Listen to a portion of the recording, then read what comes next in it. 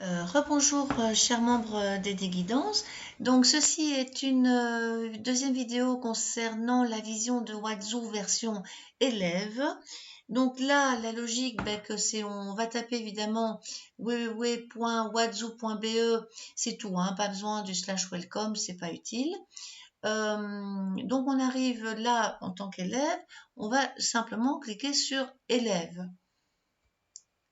Alors, ici, on suppose que, en fait, je me suis déjà une fois connectée, mais donc je reviens dessus. En réalité, si j'affiche tout, la première fois qu'on arrive, si on n'est pas du tout connu par le système, s'il n'y a pas de cookies sur le navigateur, donc l'enfant ou le parent, il va voir ça. Il va voir, tiens, quel est votre code école? Il faudra taper 11966. Quelle est la classe? Là, clairement, ça sera facile. C'est la classe dans laquelle il est ou qui a été assignée, selon son niveau. Hein, ça, il faudra lui donner peut-être une petite carte ou une information. Et ça, c'est son numéro d'ordre en fait. Donc, on peut supposer que si le petit élève a reçu le numéro 5 parce qu'il est le 5e encodé dans la liste, de toute façon, c'est un numéro unique. Voilà, et alors là, il y a son mot de passe. Donc là, pour Toto, petit élève d'essai. Donc là, moi, j'avais mis un T majuscule.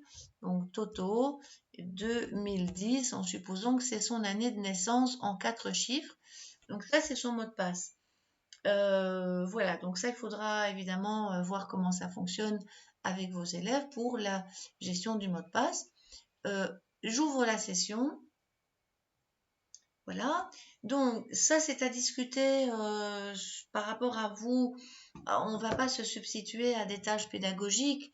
On n'est pas les professeurs, donc peut-être que le plus simple est de laisser aller l'enfant sur l'île en question et un peu naviguer là où il a besoin d'aller. Bon, ça dépend un peu. Peut-être qu'il a besoin d'exercices d'orthographe ou de conjugaison. Voilà, tout ça est important. Donc, par exemple, au hasard, je prendrais exercice d'orthographe, je prendrais un petit essai. Et donc, bon, évidemment, tout ça, ça va être un petit peu des tests. Hein. C'est à l'enfant d'un peu naviguer.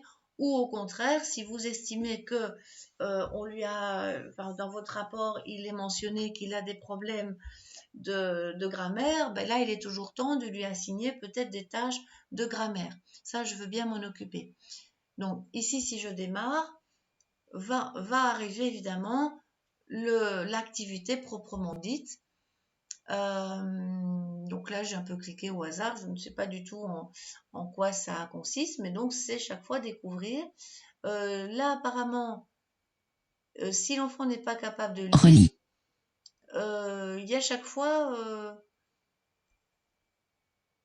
la consigne qui est écrite. Bon, là, le mot est particulièrement court.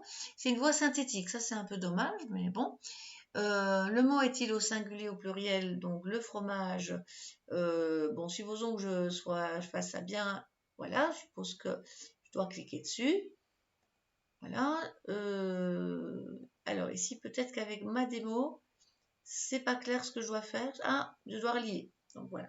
Apparemment, je devais relier. Je fais OK. Bravo. Voilà, je suis quand même encouragée. Je clique sur suivant. Le mot est-il au singulier ou au pluriel? Maintenant là, je vais me tromper. On va voir ce que ça donne. Je fais ça, je fais OK. Et là, il y a un petit avatar. C'est moi l'avatar en question. Si je clique sur le son. Un nom au pluriel se termine par S ou X et est accompagné d'un déterminant au pluriel.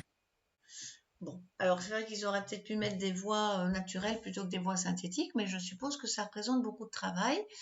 Alors j'en ai testé 2 ou 3 autres activités, c'est peut-être pas la plus sympa, mais je suppose qu'après il peut naviguer, revenir dans son île, voir s'il a des tâches, s'amuser sur son avatar, parce que là c'est marrant, hein.